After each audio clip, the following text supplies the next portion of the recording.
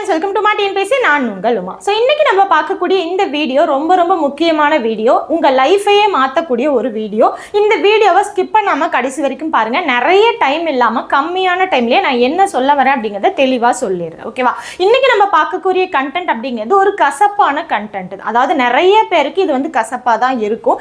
எதுக்காக நான் அப்படி சொல்கிறேன் அப்படின்னா, இப்போ குரூப் 4 எக்ஸாம் எழுதுறீங்கன்னு வச்சுக்கோங்களேன். எத்தனை பேர் அப்ளை பண்ணுறாங்கன்னு பார்த்துருக்கீங்களா? கிட்டத்தட்ட 20 லட்சம் பேர் அப்ளை பண்ணுறாங்க. ஆனால் அங்கே வேலை கிடைக்கிறது எத்தனை பேருக்கு? ஆயிரக்கணக்கில் தான். ஓகேவா? ஸோ அவங்க கொடுக்குற அந்த வேகன்சி பொறுத்து தான் எல்லாருமே பாஸ் ஆகி போகிறாங்க. அப்போ அத்தனை லட்சம் பேர் படிக்கிறாங்க. எப்படியும் வருஷக்கணக்காக படிச்சிருப்பாங்க. குறைஞ்சபட்சம் ஒரு வருஷமாவது படிச்சிருப்பாங்க. அப்படி படிச்சும் ஏன் ஃபெயில் ஆகுறாங்க அப்படிங்கிற ஒரு காரணம் இருக்கு இல்லையா? அந்த காரணத்தை நீங்கள் வந்து கேட்டிருக்கீங்களா? உங்களை நீங்களே கேட்டிருக்கீங்களா? நம்ம வந்து இத்தனை வருஷமா படிக்கிறோம், இத்தனை அட்டெம்ப்ட் பண்ணிட்டோம், பட் இருந்தாலுமே நம்ம ஏன் பாஸ் பண்ண முடியல அப்படிங்கிற ஒரு கேள்வியை நீங்களே கண்ணாடி முன்னாடி நின்று கேளுங்க. ஓகேவா? ஸோ என்ன காரணம் அப்படின்னா, ஒரு 6 காரணங்கள் இருக்கு. நான் என்னென்ன காரணங்கள் அப்படிங்கிறத தெளிவாக சொல்றேன். அந்த காரணங்கள் எல்லாமே உங்ககிட்ட இருக்கா அப்படிங்கிறத நோட் பண்ணுங்க. இல்லை அப்படின்னா பிரச்சனை இல்லை, நீங்க வேற ஏதாவது இடத்துல விட்டுருக்கீங்க அப்படின்னா அதை வந்து ஃபாலோ பண்ணுங்க. இல்லை அந்த பிரச்சனை என்கிட்ட இருக்கு அப்படின்னா அந்த காரணங்கள் என்னென்ன இருக்கோ அதை வந்து அடுத்தடுத்து அந்த இது வராம பார்த்துக்கோங்க. ஓகேவா? ஸோ ரொம்ப ரொம்ப முக்கியமான ஒரு விஷயம் என்ன அப்படின்னா, எனக்கு டைம் இல்லை, படிக்கிறதுக்கு எனக்கு டைம் இல்லை அப்படிங்கிற விஷயம் தான் நிறைய பேர் சொல்ற விஷயம். ஓகேவா? ஸோ அதாவது பார்த்தீங்கன்னா, சிலபஸ் வந்து கஷ்டமாக இருக்குது, அதை ஃபுல்லாக படிக்கிறதுக்கான டைமிங் என்கிட்ட இல்லை, நான் வந்து ஜாப் போயிட்டு வந்து படிக்கிறேன், நான் வந்து வீட்டு வேலை பார்த்துட்டு படிக்கிறேன், எனக்கு குழந்தைங்க இருக்காங்க, ஸோ அவங்கள பார்த்துட்டு படிக்கிறதுக்கு எனக்கு டைம் கிடைக்க மாட்டேங்குது. இந்த மாதிரி நிறைய பேர் சொல்கிற ரீசன் அப்படிங்கிறது எனக்கு டைம் இல்லை, படிக்கிறதுக்கான டைமிங் அப்படிங்கிறது எனக்கு இல்லை அப்படின்னு தான் நிறைய பேர் சொல்கிறீங்க. ஓகேவா? ஸோ ஆனால் அந்த ஆயிரக்கணக்கில் பாஸ் ஆகி போகிறாங்களே, வேலை கிடைச்சி போகிறாங்களே, அவங்க எல்லாருமே 24 மணி நேரமும் படிக்கிறதுக்கு டைம் கிடைச்சி எல்லாரும் ஒத்துழைச்சு ஃபுல்லாக அவங்களுக்கு சப்போர்ட் பண்ணி உட்காந்த இடத்துல அவங்க படிக்கிறதுக்காக எல்லா ஏற்பாடுமே செஞ்சு கொடுத்து தான் அவங்க பாஸ் ஆகிருப்பாங்கன்னு நினைக்கிறீங்களா? அப்படியெல்லாம் யாராலையும் பாஸ் பண்ண முடியாது. ஒரு சிலர் இருக்கலாம். அது இப்போ 1000 பேர் பாஸ் ஆகி போகிறாங்க அப்படின்னா அதில் 1 2 அந்த மாதிரி இருக்கலாம். பட் மெஜாரிட்டி பார்த்தீங்க அப்படின்னா எல்லாருக்குமே எல்லா கஷ்டங்களும் இருக்கும். அவங்களுக்கும் டைம் கிடைச்சிருக்காது. அவங்க என்ன பண்ணியிருப்பாங்க, ஃபுல் அண்ட் ஃபுல் பார்த்தீங்க அப்படின்னா அதுக்காக அவங்களே டைமிங் ஒதுக்கி படிச்சிருப்பாங்க. நிறைய ஹவுஸ் ஒய்ஃப் வேலை வாங்கி போகிறாங்க, பார்த்துருக்கீங்கல்ல? அப்போ அவங்க எல்லாம் அவங்களும் ஹவுஸ் ஒய்ஃப் தான், அவங்களுக்கும் வேலைகள் இருந்திருக்கும், அவங்களுக்கும் குழந்தைங்க இருந்திருக்கும், அவங்களுக்கும் மாமனார் மாமியா இருந்திருப்பாங்க, அவங்களும் எல்லா வேலையும் பார்த்துட்டு தான் பண்ணியிருப்பாங்க. அப்போ அவங்களால முடியுது, ஏன் நம்மளால முடியல அப்படிங்கிற முதல் காரணத்தை யோசிங்க. அதாவது டைம் இல்லை அப்படிங்கிற அந்த காரணத்தை சொல்லாது. எப்பயுமே எந்த ஒரு விஷயமே இருந்தாலுமே அதுக்கான என்னால் முடியல அப்படின்னா உடனே நான் காரணத்தை தேடக்கூடாது. ஓகேவா? என்னால் முடியும் அப்படிங்கிற அந்த தன்னம்பிக்கையோட தான் அடுத்தடுத்து போகணுமே தவிர அந்த காரணத்தை எது மேலே தூக்கி போடலாம், யார் மேலே தூக்கி போடலாம், இந்த மாதிரி எந்த யோசனையுமே பண்ணக்கூடாது. காரணம் சொல்லவே கூடாது. ஓகேவா? ஃபர்ஸ்ட் டைம் இல்லை அப்படின்னு சொல்லக்கூடாது. உங்களுக்கான டைமிங்கை நீங்க தான் ஒதுக்கிக்கணும். எல்லாருக்குமான டைமிங் அப்படிங்கிறத பார்த்து செய்றீங்க. அப்போ உங்களுக்கான டைமிங் அப்படிங்கிறத நீங்க தான் ஒதுக்கிக்கணும். ஒதுக்கி அதுக்கான டைமிங், அதாவது ஃபுல்லாக உங்களுக்கு மணிக்கணக்காக படிக்க முடியல, 2 மணி நேரம் 5 மணி நேரம் படிக்க முடியல அப்படின்னாலுமே 10 நிமிஷம் அந்த டைமிங்க்கு ஏற்ற மாதிரி கொஞ்சம் கொஞ்சமாக படிங்க. படிக்கிறதுக்கான டைமிங் இல்லை அப்படின்னு சொல்லக்கூடாது. எல்லாருக்கும் அதே 24 மணி நேரம் தான். பாஸ் ஆனவனுக்கும் 24 மணி நேரம் தான், ஃபெயில் ஆனவங்க கூட 24 மணி நேரம் தான், இப்போ படிச்சுட்டு இருக்கவங்களுக்கும் 24 மணி நேரம் தான். அந்த 24 மணி நேரத்தை நம்ம எப்படி நம்மளோட கனவுக்காக ஒதுக்குறோம், எவ்வளோ நேரத்தை ஒதுக்குறோம் அப்படிங்கிறத பொறுத்து தான் இருக்குது. டைம் இல்லை அப்படிங்கிற காரணத்தை சொல்லாதீங்க. செகண்ட் பார்த்தீங்க அப்படின்னா, என்னால் முடியாது அப்படிங்கிற அந்த காரணம். ஓகேவா? நீங்கள் படிக்க ஸ்டார்ட் பண்ணியிருப்பீங்க, படிச்சுட்டு இருப்பீங்க, இடையில வந்து என்னால் முடியாதோ அப்படிங்கிற அந்த எண்ணம் உங்களுக்கு வரலாம். இல்லைன்னா உங்களை சுற்றி இருக்கவங்க அந்த எண்ணத்தை வர வைக்கலாம். உன்னால அது முடியாது, அத்தனை பேர் எழுதுறதுல நீ எப்படி பாஸ் ஆகி போவ, இதெல்லாம் உன்னால் முடியாது, ஏன் தேவையில்லாத விஷயத்த பண்ணுற, இந்த மாதிரி சுற்றி இருக்கிறவங்க அந்த எண்ணத்தை உங்கள் மேலே விதைப்பாங்க. ஓகேவா? அந்த மாதிரி என்னால் முடியாது அப்படிங்கிற அந்த எந்த ஒரு காரணமும் எடுக்காதீங்க. ஏன்னா என்னால் முடியாதுன்னு எல்லாருமே உக்காந்துட்டாங்க அப்படின்னா யாரு தான் பாஸ் ஆகி போகிறது? ஓகேவா? அப்போ பாஸ் ஆகி போகிற எல்லாருமே ஒரு கட்டத்தில் அந்த மாதிரி நினச்சிருப்பாங்க, சுற்றி இருக்கவங்களும் சொல்லியிருப்பாங்க. இருந்தாலுமே அதை தாண்டி நம்ம எப்படி போகிறோம், எப்படி வந்து நம்மளால முடியும் அப்படிங்கிறத நினச்சிட்டு போகிறோம் அப்படிங்கிறது தான் இருக்குது. ஓகேவா? உங்களால் முடியலன்னா வேற யாரால முடியும் அப்படிங்கிற அந்த எண்ணம் அப்படிங்கிறது கண்டிப்பாக வரணும். அது வந்தால் மட்டுமே தான் உங்களால் அடுத்தடுத்து போக முடியும். ஓகேவா? என்னதான் மற்றவங்க மோட்டிவேட் பண்ணாலுமே செல்ஃப் மோட்டிவேட் அப்படிங்கிறது ரொம்ப ரொம்ப முக்கியமானது. அதான் உங்களுக்குள்ளேயே நீங்களே வளர்த்துக்கணும். அதுதான் ரொம்ப ரொம்ப முக்கியமான விஷயம். என்னால் முடியாது அப்படின்னு எதையுமே நினைக்கக்கூடாது, என்னால் முடியும் அப்படிங்கிறத மட்டும்தான் நினைக்கணும். ஓகேவா? இம்பாசிபிள் அப்படிங்கிற வார்த்தையை கூட நம்ம ஐஎம் பாசிபிள் அப்படின்னு தான் படிக்கணும். ஸோ அப்போ தான் எதுவுமே வந்து பாசிட்டிவாக நடந்து நமக்கு வந்து அடுத்தடுத்து நல்லது நடக்கும். ஓகேவா? ஸோ எப்பயுமே எந்த ஒரு விஷயத்தை அணுகுனாலுமே நீங்கள் வந்து பாசிட்டிவாக தான் அணுகணும், நெகட்டிவாக அணுகக்கூடாது. அப்போ என்னால் முடியாது அப்படிங்கிற ரீசனை சொல்லக்கூடாது. Third one, consistency. ஓகேவா? ஸோ என்னால் கன்சிஸ்டன்சியாக படிக்க முடியல, நான் படிக்கணும்னு தான் நினைக்கிறேன், ஒரு நாள் உட்காந்து 10 மணி நேரம் தொடர்ந்து படிக்கிறேன், அதுக்கப்புறம் ஒரு 4-5 நாள் என்னால் படிக்க முடிய மாட்டேங்குது, நான் படிக்கணும்னு உட்காரும் போது தான் ஏதாவது வேலைகள் வந்து என்னை படிக்க விடாமல் பண்ணுது. இந்த மாதிரி கன்சிஸ்டன்சி இல்லாமல் படிக்கக்கூடாது. கன்சிஸ்டன்சி அப்படிங்கிறது ரொம்ப ரொம்ப முக்கியமான விஷயம். சக்ஸஸுக்கு அது ஒரு கீ மாதிரி. ஓகேவா? கன்சிஸ்டன்சி நான் டெய்லியும் படிக்கிறது, தொடர்ந்து படிக்கிறது. ஓகேவா? ஸோ ஒரு நாள் 2 நாள் என்னால் படிக்க முடியல, ஏதாவது வந்துருச்சு அப்படின்னாலுமே பிரச்சனை இல்லை, அடுத்தடுத்து தொடர்ந்து படிங்க. அதை அப்படியே கண்டினியூ பண்ணி 1 மாதம் ஆக்குறது, 1 வருஷம் ஆக்குறது, இந்த மாதிரிலாம் இருக்கக்கூடாது. கன்சிஸ்டன்சியாக தொடர்ந்து படிக்கணும், தொடர்ந்து படித்ததை ரீகால் பண்ணிக்கிட்டே இருக்கணும். அப்போ தான் அந்த நமக்கான வெற்றி அப்படிங்கிறது நமக்கு கிடைக்கும். ஓகேவா? ஸோ கன்சிஸ்டன்சியாக படிக்கணும், அது ரொம்ப ரொம்ப முக்கியமான விஷயம்.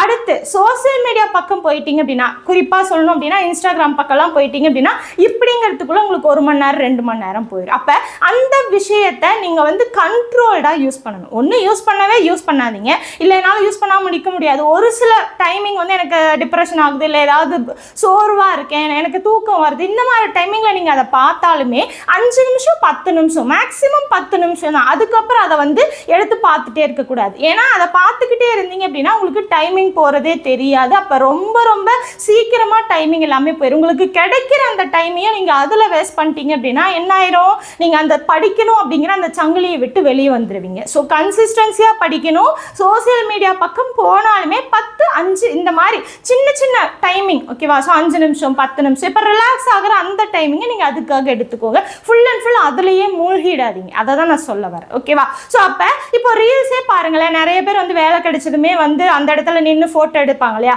ஸோ அந்த மாதிரி அதை பார்த்து நம்ம வந்து ரொம்ப சந்தோஷப்படுவோம். ஓகே இவங்க இப்போ வேலை வாங்கிட்டோம் அப்படின்னு சந்தோஷப்படுறோம் இல்லையா? ஸோ அவங்கள பார்த்து சந்தோஷப்படுறது அது ஓகே தான். இருந்தாலுமே எத்தனை நாளைக்கு நம்ம மற்றவங்கள பார்த்தே சந்தோஷப்பட்டுக்கிறது? நம்ம வேலை வாங்கி நம்ம நின்று ஃபோட்டோ எடுத்து நம்மளை பார்த்து நிறைய பேர் சந்தோஷப்படணும் இல்லையா? அப்போ அதுக்கான முயற்சியை தான் நீங்கள் போடணும். அதுக்கான முயற்சி அப்படிங்கிறது ரொம்ப ரொம்ப முக்கியமானது.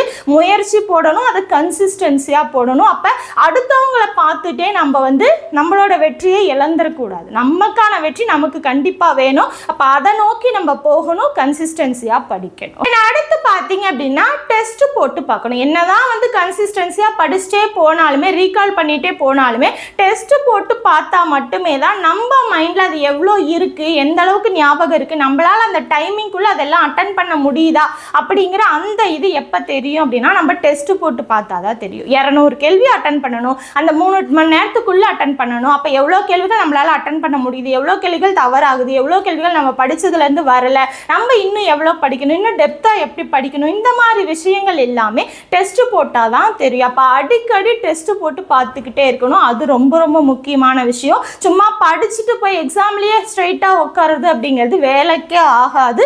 அடிக்கடி டெஸ்ட் போட்டு பார்க்கணும். ஓகேவா? டெஸ்ட் போட்டு பார்த்தா போதுமா அப்படின்னா டெஸ்ட் போட்டு பார்க்கறதோட கையோட என்ன பண்ணிக்கணும், எப்படியும் 200க்கு 200 யாரும் வாங்க போகிறதில்ல. அப்போ என்ன பண்ணுவீங்க, அந்த மீதி இருக்க கேள்வியில் நம்மளால் எவ்வளோ மார்க் வந்து கம்மியாச்சு, எதுக்காக கம்மியாச்சு, ஏன் கம்மியாச்சு, எதனால் நமக்கு தெரியல, இந்த மாதிரி விஷயங்கள் தவறு பண்ண விஷயங்கள் எல்லாத்தையுமே கரெக்ட் பண்ணிகிட்டே போகணும். ஓகேவா? ஸோ கன்சிஸ்டன்சியாக படிக்கணும், படித்ததை ரீகால் பண்ணணும், ரீகால் பண்ணதை டெஸ்ட் எழுதி பார்க்கணும், டெஸ்ட் எழுதுனதுக்கப்புறம் செஞ்ச தவறுகள் எல்லாத்தையுமே அடுத்தடுத்து கரெக்ட் பண்ணிட்டு போகணும். அது ரொம்ப முக்கியமான விஷயம். நிறைய பேர் டெஸ்ட் போட்டு பார்க்குற வரைக்கும் வர்றாங்க, அதுக்கப்புறம் அதில் இருக்கக்கூடிய தவறுகள் எதையுமே திருத்தி பார்க்கறது கிடையாது. அப்போ அந்த கொஸ்டின் ஸ்ட்ரைட்டாக உங்களுக்கு அதே ஃபார்மேட்லேயோ இல்லை அது ரிலேட்டடாக கொஸ்டின் வந்ததுன்னு அப்படின்னா நீங்கள் இங்கே என்ன தவறுகள் பண்ணீங்களோ அதே தவறை தான் அங்கே போய் பண்ணுவீங்க. அப்போ இங்கே இருக்கக்கூடிய தவறுகளை திருத்திக்கிட்டு அடுத்தடுத்து போனீங்க அப்படின்னா தான் உங்களால் எக்ஸாமில் கரெக்டாக பண்ண முடியும். அதே மாதிரி டைம் மேனேஜ்மெண்ட் அப்படிங்கிறது ரொம்ப ரொம்ப முக்கியம். நான் 200 கொஸ்டின் எழுதுறேன் அப்படிங்கிறதுக்காக காலையிலேருந்து ஈவினிங் வரைக்கும் எழுதலாமா அப்படின்னா இப்போ ஓகே தான், பட் அது தொடர்ந்து பண்ணீங்க அப்படின்னா அது ரொம்ப வேஸ்ட். ஓகேவா? ஸோ அப்போ என்ன ஆகும், அப்படியே டைமிங் கம்மி பண்ணிகிட்டே வந்து அந்த 3 மணி நேரத்துக்குள்ளே உங்களால் அந்த 200 கேள்வியும் அட்டன் பண்ண முடியுது அப்படிங்கிற அந்த நிலைமைக்கு வந்துடணும். ஸோ அப்போ அந்த கன்சிஸ்டன்சியாக போகிறது கூட டெஸ்ட் எழுதி பார்க்கறது, தென் அதை வந்து கரெக்ட் பண்ணுறது, அந்த டெஸ்ட் எழுதி பார்க்கறது 3 மணி நேரத்துக்குள்ள பண்ணணும். இதுதான் ரொம்ப ரொம்ப முக்கியமான விஷயம். இந்த 6 விஷயங்கள் நீங்க வந்து தொடர்ந்து பண்றீங்களா அப்படிங்கறத கவனிங்க. இந்த 6ஐயும் நீங்க பண்ணிட்டீங்க அப்படின்னா கண்டிப்பா நீங்க ஃபெயிலே ஆக மாட்டீங்க. ஓகேவா? ஸோ அதுக்கு நான் கேரண்டி. பட் இந்த 6ஐயும் தெளிவா பண்ணணும். நீங்க உங்களையே நீங்க கேட்டு பாருங்க, இந்த 6ல நம்ம என்னென்ன தவறுகள் பண்ணியிருக்கோம், இந்த 6ல நம்ம எதை விட்டுருக்கோம் அப்படிங்கிறத நீங்களே கேள்வி கேட்டு பாருங்க. என்னென்ன கன்சிஸ்டன்சியா ஃபாலோ பண்றீங்க, இந்த 6ல எதை ஃபாலோ பண்றீங்க, எதை ஃபாலோ பண்ணாம இருக்கீங்க அப்படிங்கிறதையும் கமெண்ட் பாக்ஸ்ல கமெண்ட் பண்ணுங்க. அது ரொம்ப முக்கியமான விஷயம். ஏன்னா 6ஐயும் ஃபாலோ பண்ணா மட்டுமே தான் உங்களால பாஸ் பண்ண முடியும். ஓகேவா? ஸோ எல்லாருமே நிறைய பேர் பார்த்தீங்க அப்படின்னா ஃபெயில் ஆகிறாங்க. அந்த 90% நம்ம இருக்கமா? ஓகேவா?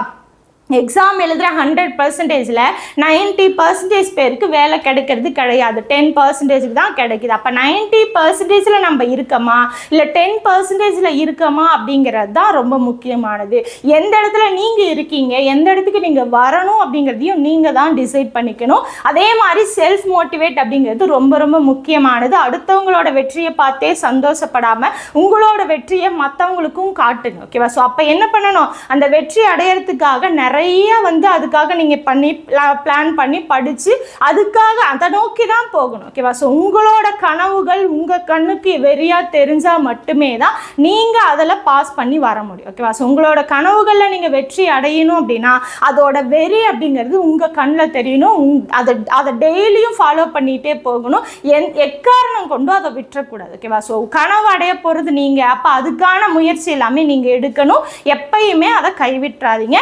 கம்பல்சரியா கன்சிஸ்டன்சியா நான் சொன்ன இந்த 6 விஷயங்கள் அப்படிங்கிறத ஃபாலோ பண்ணி படிச்சுட்டே வாங்க. இப்போ நீங்கள் படுற கஷ்டங்கள் எல்லாமே வேலை கிடைச்சிருச்சு, உங்களோட கனவு வந்து நிறைவேறிடுச்சு அப்படின்னா அப்போ அதெல்லாம் ஒரு பொருட்டாவே தெரியாது. இப்போ பிரசவத்தில் எப்படி வந்து பிரசவ வலி தாங்கிறது அப்படிங்கிறது ரொம்ப மிகப்பெரிய விஷயம். பட் குழந்தைய பார்த்தோன்னே நம்ம எப்படி அந்த வழியெல்லாம் மறந்து போகிறோமோ அதே மாதிரி தான் இதுவும் ஒரு பிரசவிக்கிற மாதிரி தான். அப்போ என்ன பண்ணணும், இப்போ படுற கஷ்டங்கள் எல்லாமே உங்களுக்கு வந்து நல்லதாக மாறணும் அப்படின்னா, உங்களுக்கு கனவு நினைவாகணும் அப்படின்னா இப்போ இந்த கஷ்டங்கள் எல்லாத்தையுமே பொறுத்துக்கிட்டு நீங்கள் படிச்சுட்டே போகணும். அப்போ தான் உங்களோட கனவை நீங்கள் அடைய முடியும். ஓகேவா? இந்த வீடியோ கண்டிப்பாக உங்களுக்கு யூஸ்ஃபுல்லாக இருந்திருக்கும். எந்த அளவுக்கு யூஸ்ஃபுல்லாக இருந்துன்னு சொல்லிட்டு கமெண்ட் பாக்ஸில் கமெண்ட் பண்ணுங்கள். இதே மாதிரி யூஸ்ஃபுல்லான வீடியோஸ் நீங்கள் பார்க்கணும் அப்படின்னா கீழே வந்து டிஸ்கிரிப்ஷனில் நம்மளோட டெலிகிராம் சேனல் லிங்க் கொடுத்துருக்கேன். கிளிக் பண்ணி ஜாயின் பண்ணிக்கோங்க. நீங்கள் இந்த மாதிரி வீடியோஸ் நிறைய பார்க்கலாம். கிளாஸ் வீடியோஸ் எல்லாமே நம்மளோட சேனலில் இருக்குது. நீங்கள் என்னென்ன படிக்கணுமோ எல்லாத்துக்கும் உண்டான கிளாஸ் வீடியோ நம்ம கிட்ட இருக்குது. நீங்கள் ஃபுல் அண்ட் ஃபுல் படிச்சுட்டே வாங்க. ஓகேவா? ஸோ நல்லபடியாக படிங்க. அடுத்தடுத்து உங்களோட வெற்றி பாதையில் பயணப்பட்டுட்டே இருங்க. உங்க கூட நாங்களும் எங்க சைட்ல இருந்து என்னென்ன ஹெல்ப் வேணுமோ, என்னென்ன சப்போர்ட் வேணுமோ அது எல்லாத்தையும் நாங்கள் கொடுத்துட்டே இருப்போம். தொடர்ந்து ஃபாலோ பண்ணுங்க. ஓகேவா? தேங்க்யூ.